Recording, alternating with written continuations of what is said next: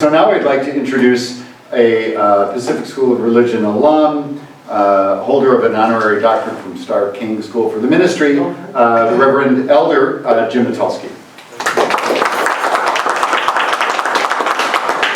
I want to say on behalf of Metropolitan Community Churches how much it means to us that this collection is housed here at Pacific School of Religion and the Graduate Theological Union. 51 years ago, a group of gay people who were not inclined to wait for a study or a commission to decide whether or not gay people could even come to their churches started meeting independently in a grassroots, spontaneous explosion of the Holy Spirit. I don't know any other way to describe it because they were not theologically trained, most of them. And if they were the kind of people that, if they'd had to wait for a study, well, they weren't the kind of people who waited. Right? We're just put it that way. This is before Stonewall. Both MCC and Dignity started before Stonewall. And to have this collection here, 50 years of grassroots expression of church, community, sacraments, theology, this is the place it needs to be. I'll say with gratitude that PSR has trained more MCC clergy than any other denomination. And so we have both shaped and been shaped by the experience of what happens in this area. And you can't tell the story of the LGBT movement in religion without looking at the role of MCC and a few other groups, including the Fellowship and Dignity, groups like this. Historians have tended to focus on the material provided to them about the so-called, and I'm going to just say this with a smile on my face, mainline denominations, by which they mean official, real, recognized. You know, some of us were never interested in being real, recognized, official. In fact, we wouldn't have gone to those churches. We probably wouldn't have been in church at all.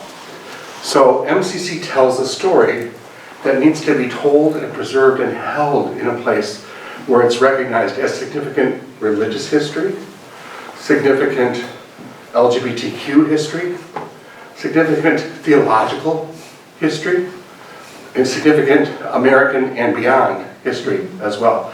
This is the history of the civil rights movement for LGBT people in California. That's how it started. Willie Brown and Troy Perry getting the sodomy law revoked by the state of California, which was a huge sea change in how people started to see homosexuality. So let me give one example, and I say this as a proud United Church of Christ minister, as well as an MCC minister. Often when the story gets told about how did gay people start becoming accepted in churches, they'll say, well, the United Church of Christ was the first church to ordain a gay person in 1971. And it is true that it was the first. Bill Johnson, a grad and a friend of mine, was a product, was the first UCC person to be ordained. But gay people were ordaining gay people before then. And if PSR doesn't recognize that that's real and authentic, nobody will, right? You're the kind of school that can afford to take the hit if people say, ooh, that's kind of gay. That's kind of queer. Yes, aren't you proud?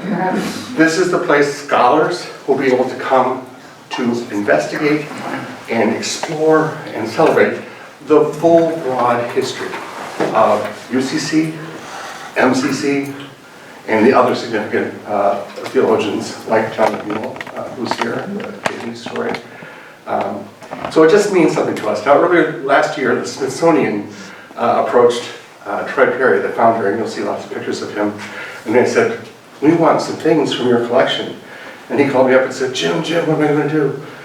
Because we gave them to PSR. And I said, and yes, and so they will stay. Because we know that PSR will not change with the winds of whose administration prevails. And I don't have the same confidence about the Smithsonian, as noble an institution as it is. We did give them some things, by the way. Some things. But the good stuff, the really good stuff is here. So I just wanted to say those things about it. We'll be doing some other things in the weeks and months to come while the exhibit is up. The people at MCC are so proud about this exhibit. You know, that Reverend Elder Frida Smith's sermons and collections and writings are here. There's a Reverend Elder Frida Smith Feminist Preaching Prize awarded at PSR each year. If people are curious about what that is, they can go find out who she is and why. The first openly lesbian minister ordained in the Christian church that we know. And the first elder, or bishop, as we call them, in MCC, was Frida, female elder. So this is a big deal to us. Thank you, thank you, thank you.